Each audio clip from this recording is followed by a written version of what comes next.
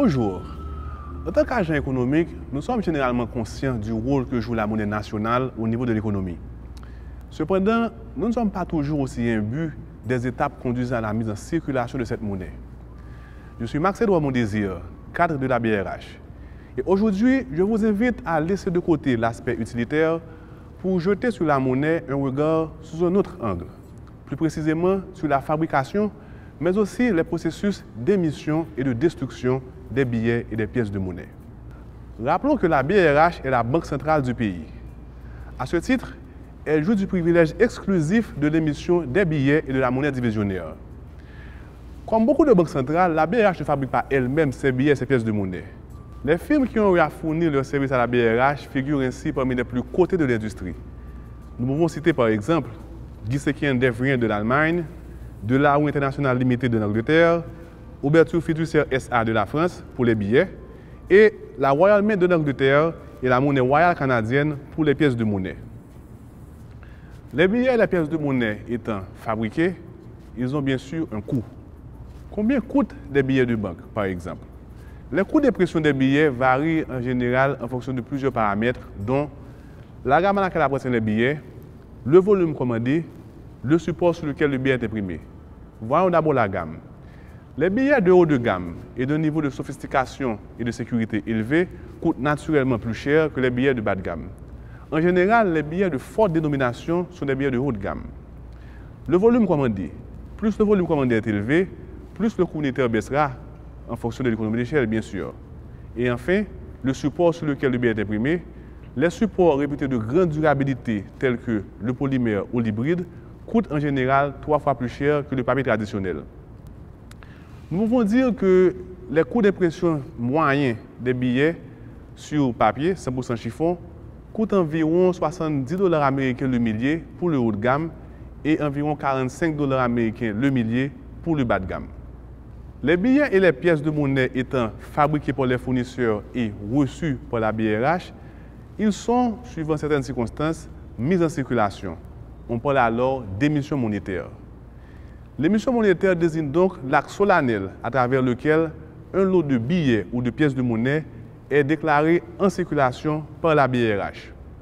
À la BRH, c'est une opération qui est effectuée par une commission formée d'un représentant du ministère de l'Économie et des Finances, d'un représentant de la Cour supérieure des comptes et du contentieux administratif et de 3 représentants de la BRH. Il s'agit en fait d'une opération courante de la direction de la caisse et du réseau à la BRH qui en général est motivée par l'une ou l'autre des raisons suivantes. 1. Le remplacement de billets ou de pièces de monnaie retirés de la circulation et détruits par la BRH. 2. L'augmentation des signes monétaires en circulation pour satisfaire la demande. Parlant d'émission monétaire, faisons un rappel historique sur un concept qui lui est lié, qui est le plafond d'émission monétaire.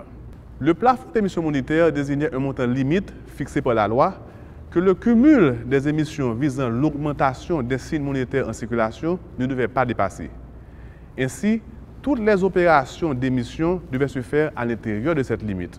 Lorsque le plafond d'émission était atteint et qu'il y avait nécessité d'une nouvelle émission, la BRH devait préparer un projet de loi et le soumettre au Parlement à travers le ministère de l'Économie et des Finances.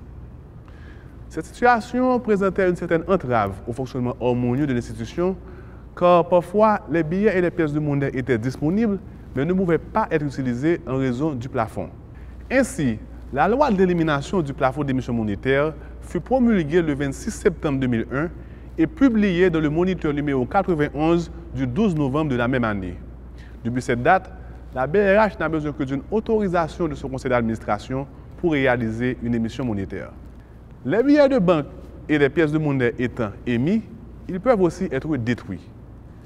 Le broyage est par exemple l'un des moyens utilisés par la BRH pour détruire les billets de banque retirés de la circulation et jugés impropres.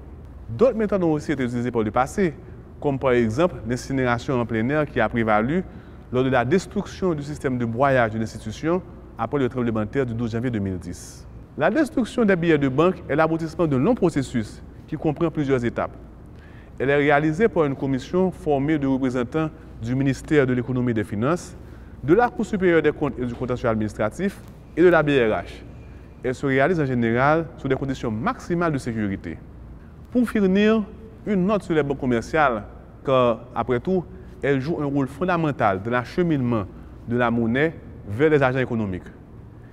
Les banques commerciales s'alimentent à la BRH à travers des tirages quotidiens qu'elles effectuent sur leur compte domicilié à la BRH.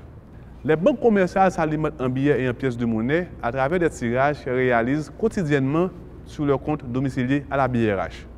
En général, les banques commerciales veulent toujours obtenir des billets neufs lors de leur tirage. Cependant, la BRH, compte tenu du coût élevé des billets et du stock de billets destinés en général à durer plusieurs années, n'arrive pas toujours à les satisfaire de ce point de vue, même si elles obtiennent toujours les valeurs désirées.